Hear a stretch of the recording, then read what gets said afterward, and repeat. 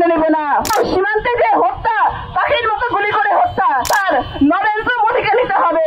এই ইন্টারিম সরকার একটা মেরুদণ্ডহীন প্রশাসনের মতো তাদের ক্ষমতা দেখিয়েছে। মানুষকে পিটিয়ে রক্তাক্ত করে হত্যা করে নদীর পানিতে ভাসিয়ে দেওয়া হলো।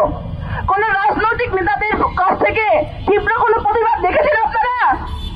কেন এত ভারত পেতে, কেন দাদা পেতে, কেন এত ক্ষমতায় আসতে দিবে না দাদারা? তাই দাদারা খেপে যাবে? তাই আপনাদের রাজনৈতিক দলের দুইটা নেতাকে কিংবা কর্মীকে হত্যা করলে আপনারা তো ঠিকই রাস্তায় নামতেন। সাধারণ জনগণের রক্তের কি দাম নাই? এই জুলাই আন্দোলনে তারা কি রক্ত দেয়নি? তাহলে কেন আপনাদের প্রতিবাদ নাই? কেন এই যে হত্যাকাণ্ড, সীমান্তে যে হত্যা, পাখির মতো গুলি করে হত্যা, এর রাজনৈতিক এবং নৈতিক দায়ভার নরেন্দ্র মোদীকে নিতে হবে। মিস্টার নরেন্দ্র মোদী, আপনি এই দায়ভার কিছুতে এড়াতে পারেন না। আপনি দাদাগিরি দেখাতে আসবেন না।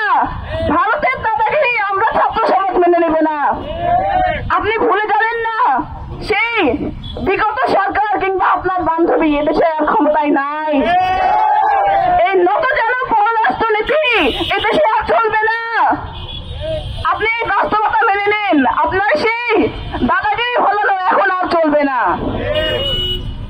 প্রিয় ভাই এবং বোনেরা, আমরা আশা করেছিলাম এই 24-এর গণ অভ্যুত্থানে হাজারো মানুষের প্রাণহানি এবং সহস্র মানুষের অঙ্গহানির পরে যে ইন্টারিম সরকার আমরা পেয়েছিলাম, আমরা ভেবেছিলাম এই ইন্টারিম সরকার অত্যন্ত দক্ষতার সাথে এই সীমান্ত হত্যাকাণ্ড বন্ধ করবে। কিন্তু আমরা বারবার হতাশ হয়েছি। এই ইন্টারিম সরকার একটা মেরুদণ্ডহীন প্রশাসনের মতো তাদের ক্ষমতা দেখিয়েছে। তারা কিছুই করতে পারে নাই।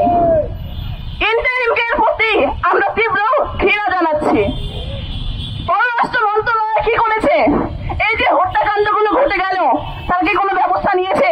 তার কি কোনো তদন্ত করেছে?